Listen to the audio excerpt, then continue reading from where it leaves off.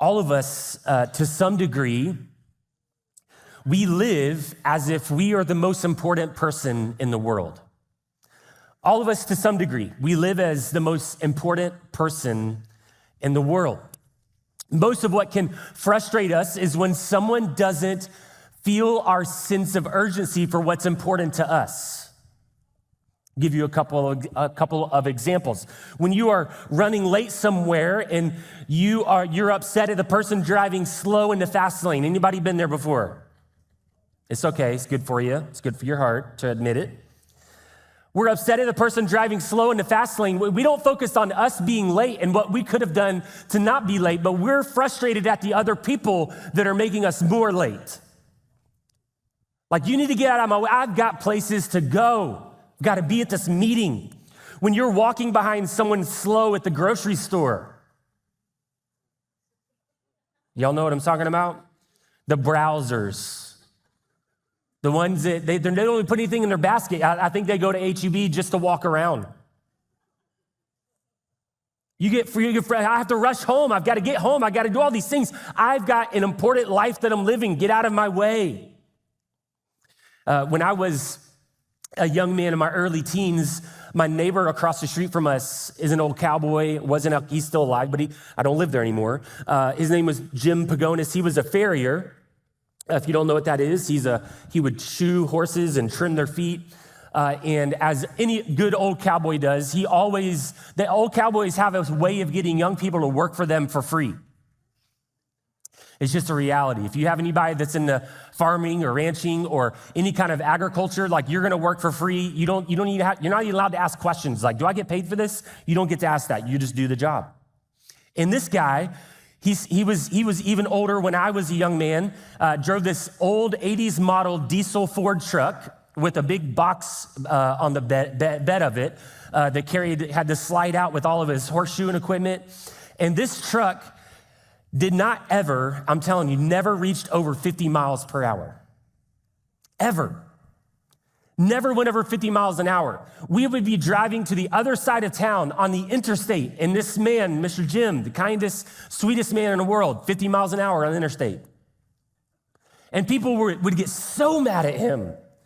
They would ride his bumper, they would fly around him, telling him he's number one, all the things. And Mr. Jim would respond the same way every time. They would drive by yelling signals and all the things, and he would just chuckle.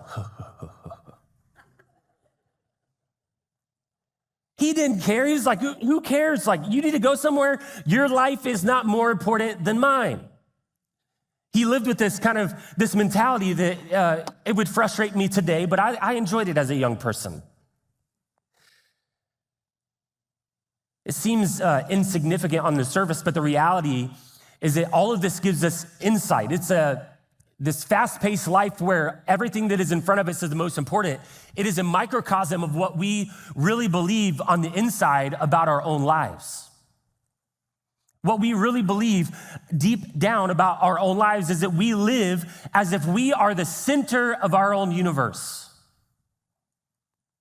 We are the center of our universe, and we get frustrated when people don't live or act according to what we believe about that. But as followers of Jesus, the call of the gospel is so different from that kind of lifestyle. The call of the gospel and the lifestyle that God calls us to is not to live as if we are the most important thing in the world, but to put God at the center of everything that we believe and trust in. In how we act and how we live and in how we treat others, all of those areas. And the scriptures are going to show us today that we are definitely not the center of our own universe, but God has always and will always be the center of it. And when you live with that truth, it changes how you live, it changes what you believe about others, and it changes really the very fabric of your being when you start to realize that we are not the center of our own universe. There is something far greater that is in control than we are.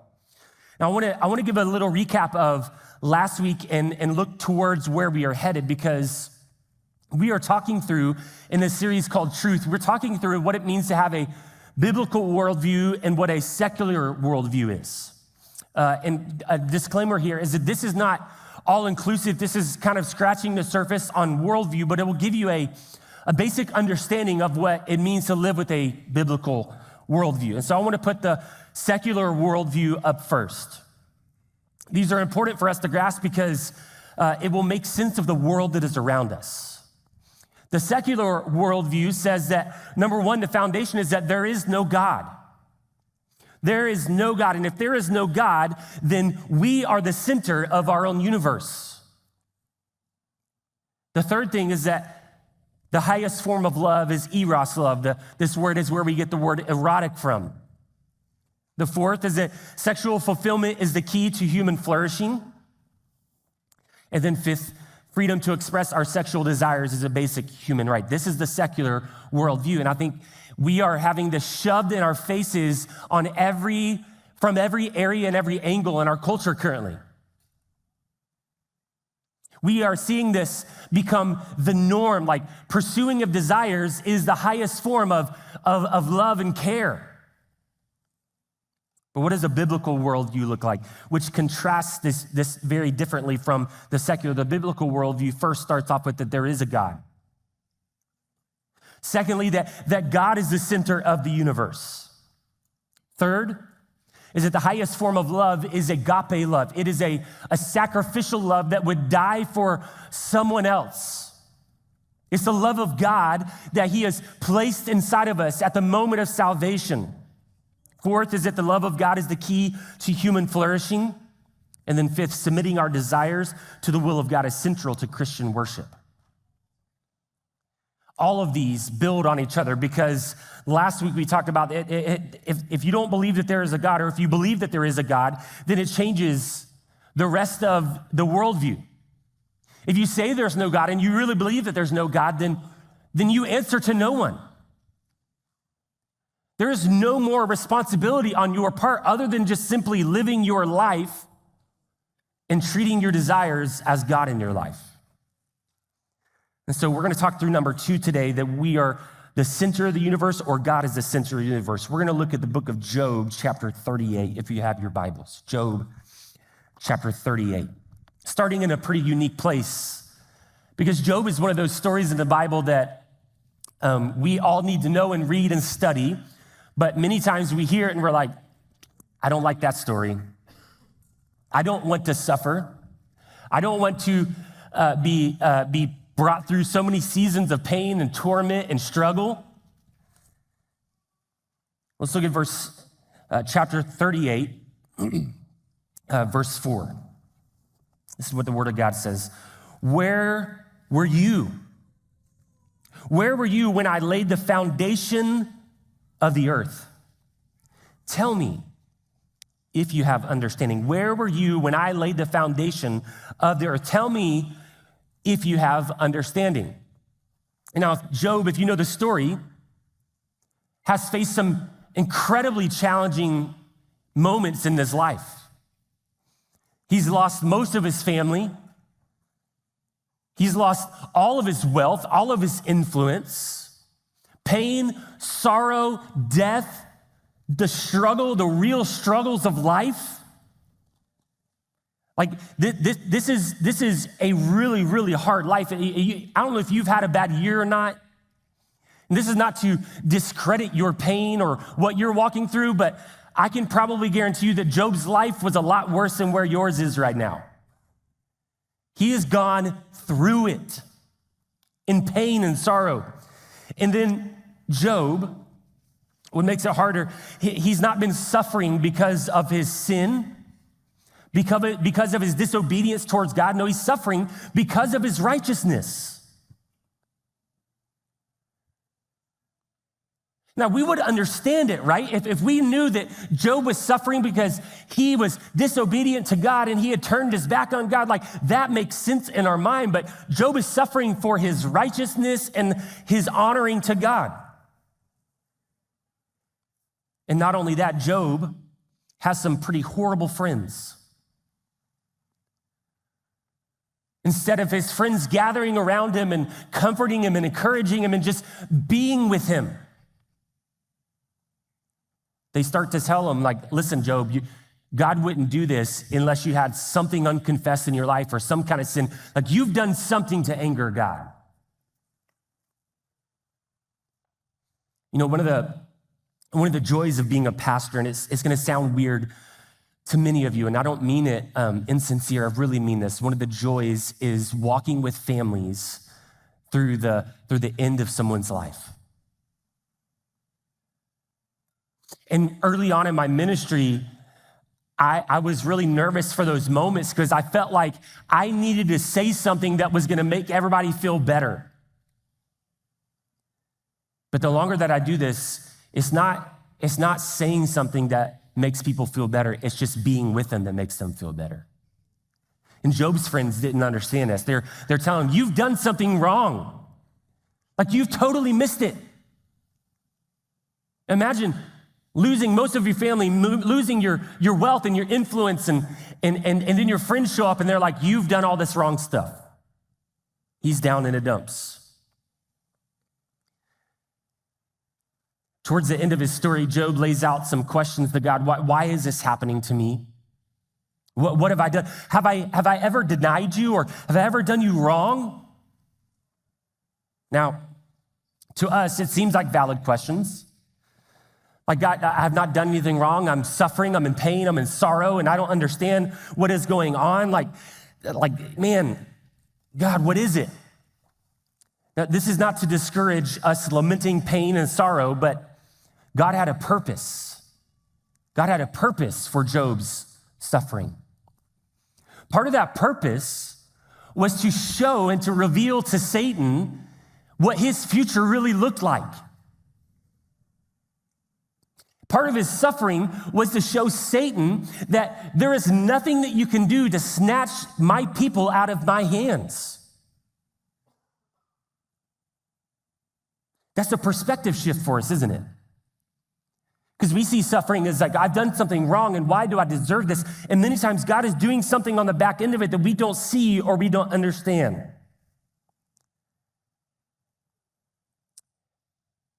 So Job is questioning, and God, in his infinite wisdom, answers back with this: where were you when I laid the foundations of this earth? Where were you? And not just that one question. In chapter 38, God gives Job 64 questions. 64 questions that Job has zero answers for. Where were you when I laid the foundations of the earth? Just one of them.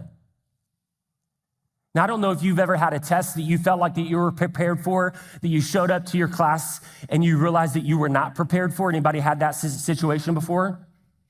And you're angry at the professor because you think, I think our professor lied to us. Like this has to be what Job is feeling at this point. Like 64 questions and I can't answer any of them.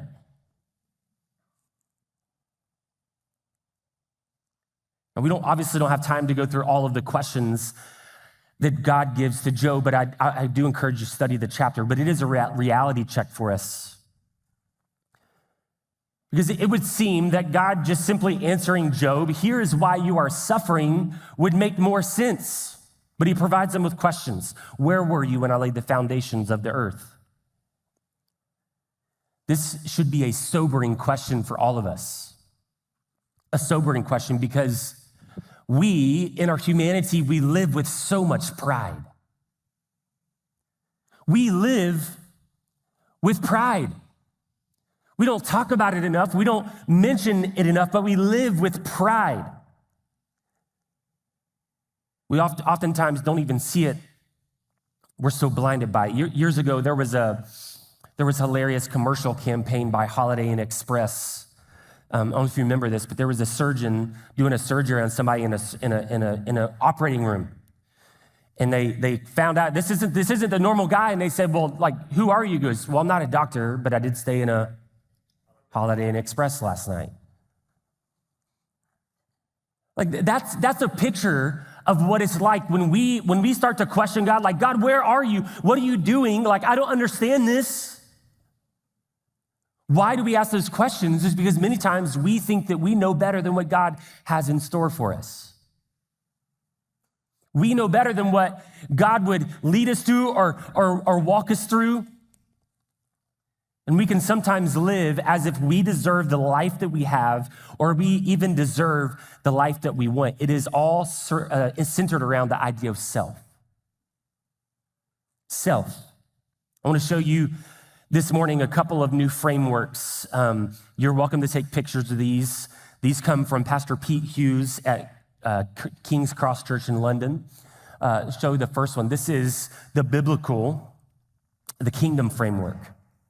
If you'll notice at the middle of it, God is at the center of the framework.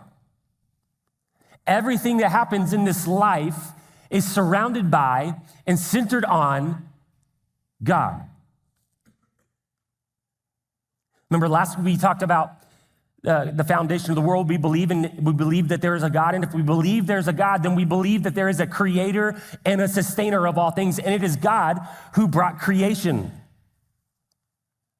And as humanity has proved over and over and over again, we have failed. We have fallen in our sin. We are left to our own devices, and we are a broken creature, which led us to what even today, the fall, that there are some really dark times, a desecration of God's plan. But God in his mercy sent Jesus to this earth to live the perfect life, to die for our sins, so that we could have access to the Father, that we could be reborn. We were redeemed and reborn, rebirth. This is a kingdom framework of what we see life as. God is the center of it. There was creation, there was fall, and there's a rebirth. This is key. Now I want you to think about this for a moment, because we live different than this many times. We live, we say, if I will just discipline myself enough, if I will read my Bible enough days out of the year, if I will clean up my life in such a way, then I can be reborn. Go back to the other one. Yeah, there we go. We can be reborn or redeemed. But I want you to notice something on here. What is the only thing that we were responsible for in the kingdom framework? The fall. This is the only thing that we are responsible for. But we live as if we control it, and we got to discipline ourselves and try harder and clean ourselves up enough so we can show up to church on a Sunday morning, when the reality is the only thing that we're responsible for is the desecration of his creation.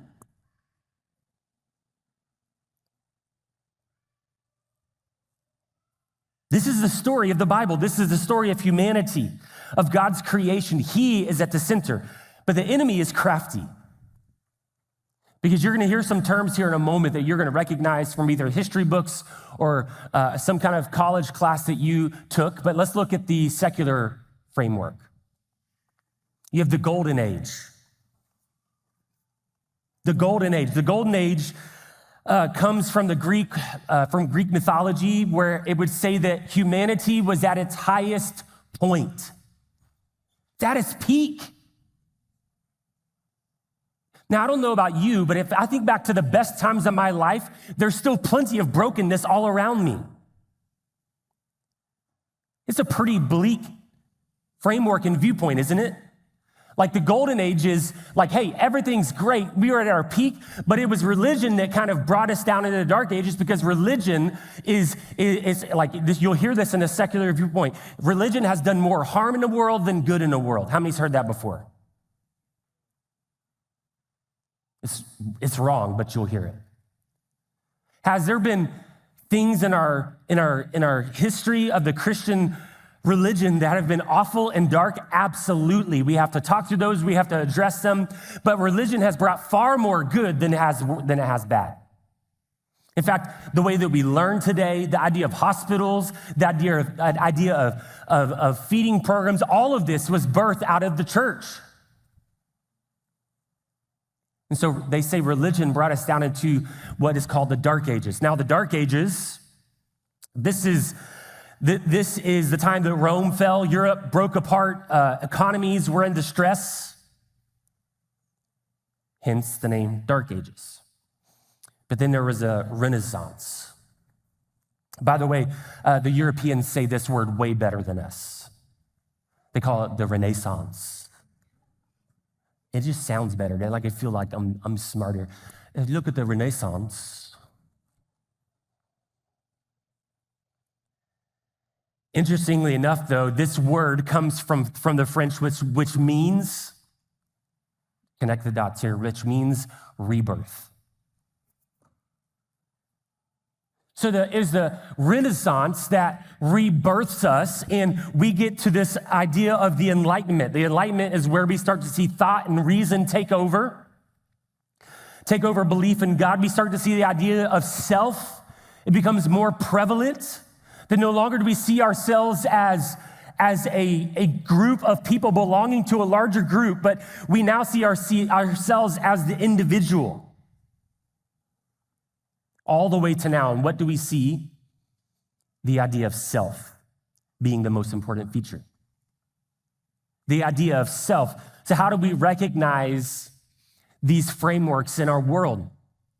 Because here's the hard reality.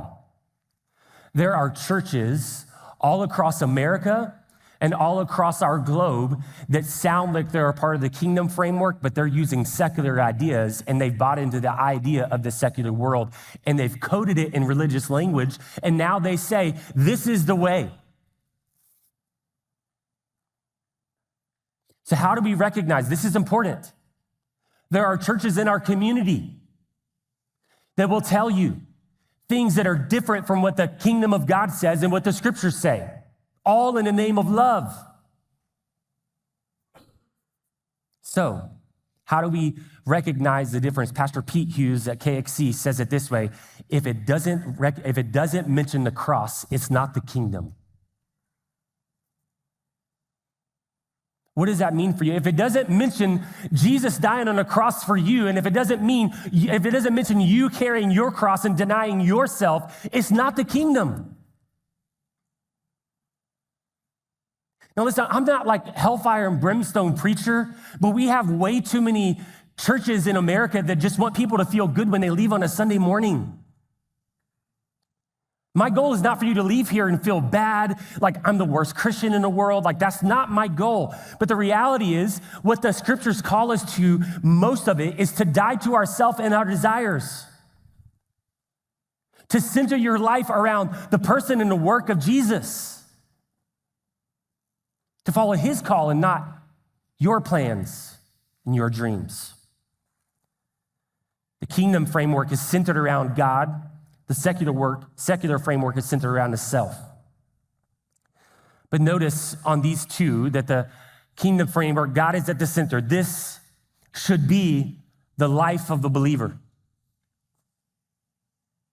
That we don't just live for ourselves, but we live for God.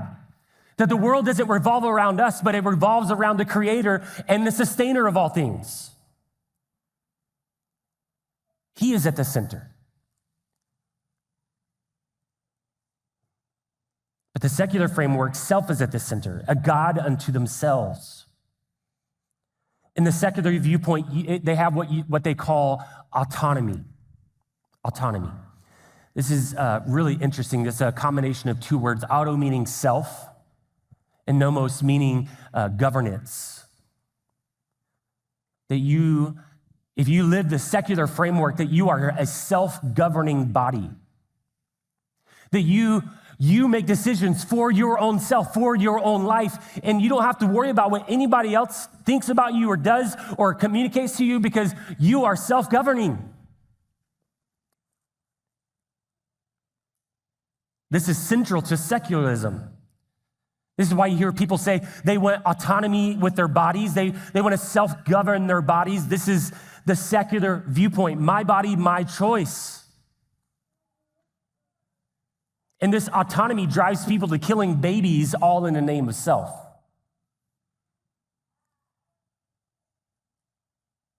When you believe that you are at the center of your own universe, there is no moral code.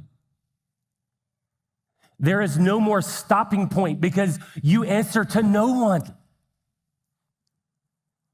I mean, think about it. You ever look around at our world right now and think, how far can it possibly go? How far can the chaos possibly go? You know, I want to be gracious how I say this, but I do think it's important because there has been a shift in our culture. Richard Dawkins, if you know who Richard Dawkins is, not a believer at all. One of the most staunch atheists in our world. He came out recently and wrote an article of how, about the trans community. And he's like, trans women are men. And he's like, you're robbing women of their womanhood. Richard Dawkins right now is getting destroyed online because he spoke the truth, and you can't speak the truth because that's not my truth.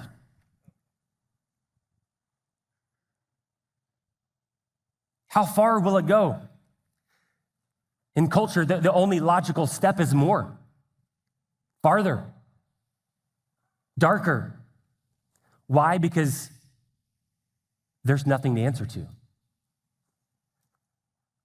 Look at Romans chapter 1, verses 21 through 25.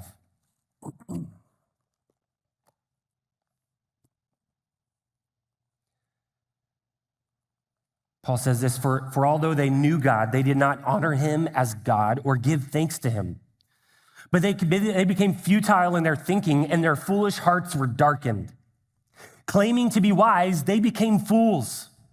And they exchanged the glory of the immortal God for images resembling mortal man and birds and animals and creeping things. Therefore, God gave them up in the lust of their hearts to impurity, to the dishonoring of their bodies among themselves, because they exchanged the truth about God for a lie. And they worshiped and served the creature rather than the Creator, who is blessed forever. Amen. I believe that there are many in the West that know God, but they don't really honor him with their life. They know God because if you live in specifically the southern part of America, the assumption is that all of us are followers of Jesus. If you listen to country music, you just think like everybody is a believer. Like, did you know that theology of country music is actually horrible theology? It really is. You should pay attention to it. Write some of the lines down and take it to the Word. It doesn't make sense. You're like, nope. Listen, I love Cody Johnson. He has a song where he talks about God said he wouldn't give you more than you can handle. It's a lie. We have this assumption that because we live where we live, that we're all followers of Jesus. But they don't have fellowship with him. He's not important enough to honor him with how they live. Notice what Paul's saying here almost 2,000 years ago is that they stopped worshiping the Creator and started worshiping the created. Isn't this a picture of what we're seeing today? Did you know that in America last year, we spent $19 billion on live concert tickets? Everybody that goes to concerts like, uh-oh, I contributed. $19 billion on live concert tickets. I love a good concert. It's enjoyable. Do people take it too far? Yeah. Did you know that in America we spent $4 billion on just NFL tickets last year? $4 billion. So I got sports, media, let's see what else. No. Those things aren't bad. I'm not shaming you if you go and celebrate those things, but we're sophisticated with what and how we worship. We don't come out and say, I worship that thing, but we live like it.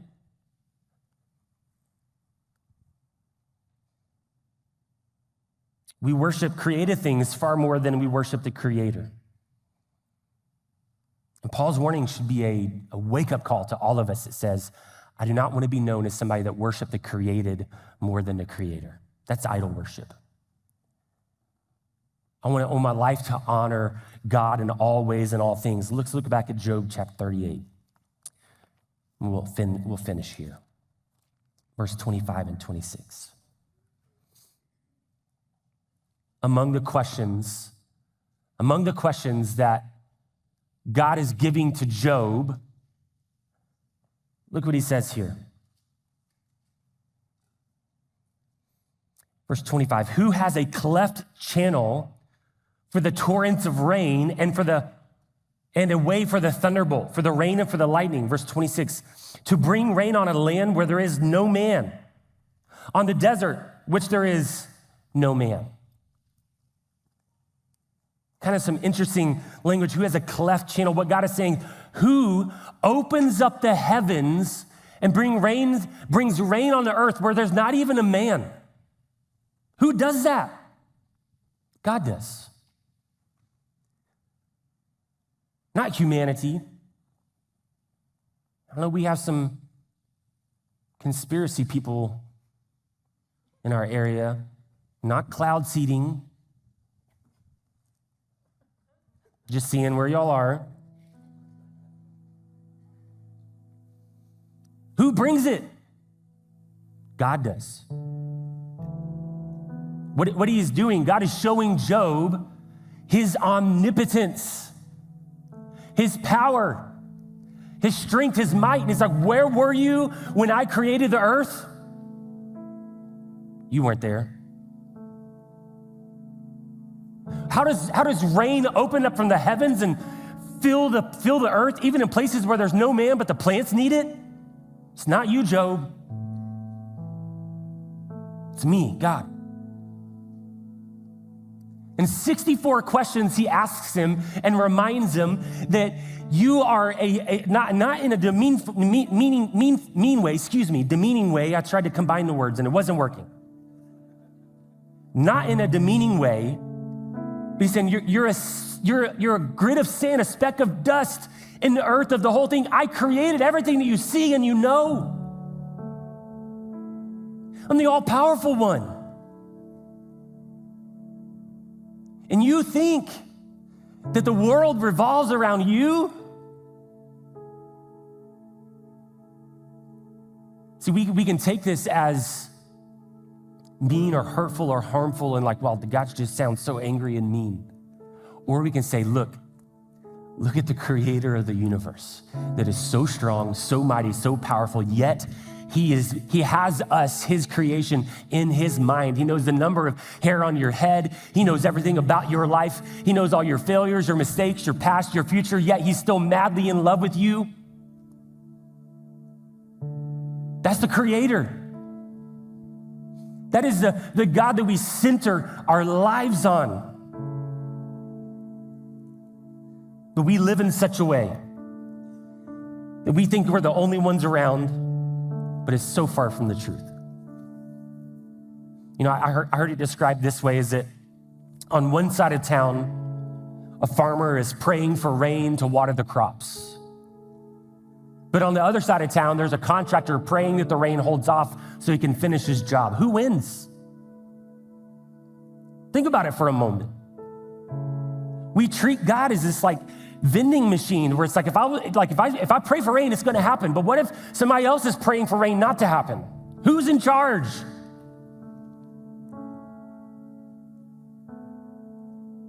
If everyone got their way, this world would be a disaster. A complete disaster. I want you to think about this for a moment. That if God was to entrust you with being the God of your own universe, now, we're not Mormon, we're not going there, but just stay with me for a moment. Thank you, Kai. Courtesy laugh makes me feel better. But if God was to entrust you to be the God of your own universe, do we really think that it's going to turn out well? Think about it for a moment. Do we think that it's going to turn out well because we can barely keep our lives together now? We can barely make it to church on time. He's laughing at all of you for being late at church. No. We can't keep our life together, but we live with so much pride. I believe what it comes down to is that we see God more as a safety net than the center of our universe. We see God more as the safety net than the center of our universe.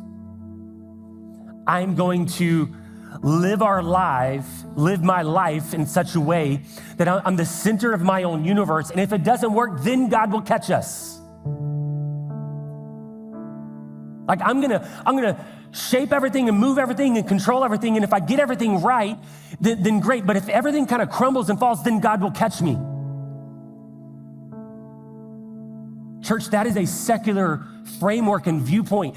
God is the center of everything that is and will be forever in history and for eternity in the future. Even in your life, do you see God as the center of the universe? The call of the gospel is that we no longer live for ourselves, but for the transcendent one, the person of Jesus. And what a sad life that we would just live for ourselves to make a name for ourselves. Will we just live for our own gain or pleasure? So here's the question that I want you to wrestle with this morning. If you are a follower of Jesus, is God really at the center of the universe for you? Does your life revolve around him? Do your thoughts revolve around him? And are you living like it? Listen to what Elizabeth Elliot said, who was wife of a missionary that was slain in Ecuador and ended up becoming a missionary living among the people that killed her very husband. Listen to what she says. In space, astronauts experience the misery of having no reference point, no force that draws them to the center, where there is no moral gravity, that is. No force that draws us to the center. There is spiritual weightlessness. We float on feelings that will carry us where we were never meant to go. We bubble with emotional experiences that we often take for spiritual ones. And we are puffed up with pride. Instead of seriousness, there is foolishness. Instead of gravity, flippancy. Sentimentality takes the place of theology. Our reference point will never serve to keep us on our feet on solid rock. Our reference point, until we answer God's call, is merely ourselves, and we cannot possibly tell which end is up.